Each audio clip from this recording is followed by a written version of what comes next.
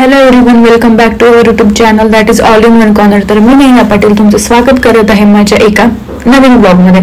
तर आज आम्ही चाललो आहे मनोदेवी दर्शनाला. पप्पांचा सेवापूजेचा दिवस झाल्यानंतर नेक्स्ट डे आम्ही मनोदेवी दर्शनाला गेलो होतो सकाळी सकाळी.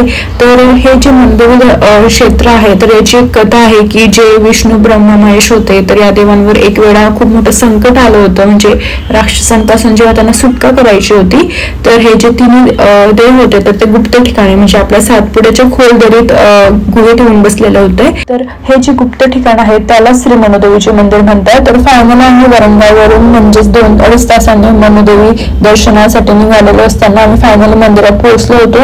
आणि थोडा पाऊस वगैरे सुरू असल्यामुळे तिथे गर्दीही कमी होती, त्यामुळे जे दर्शन होते ते अतिशय सुंदर झाले. एकदम छान अशी ओटी वगैरे भरून दर्शन एकदम छान झाले. त्यानंतर आम्ही तिथं थोडा वेळ बसलो मंदिराच्या गाभाऱ्यात. खूप असं अतिप्रसन्न वाटत होतं तिथं.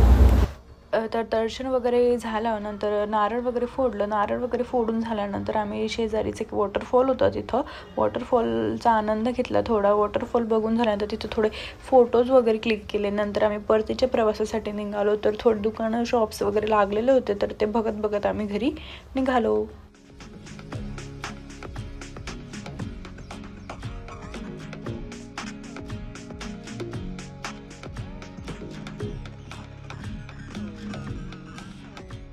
उतरतीला आलो होतो आणि उतरती झाल्यानंतर आम्ही घरी जाताना एका ठिकाणी थांबलो. तिथं खूप छान वॉटरफॉल होता आणि तिथे भिजलो वगैरे, मजा मस्ती केली. आणि ते सर्व झाल्यानंतर आम्ही एका ठिकाणी जेवायला थांबलो होतो कारण सकाळी खूप लवकर निघालो, त्यामुळे जेवणही आम्ही सोबत घेतले होते.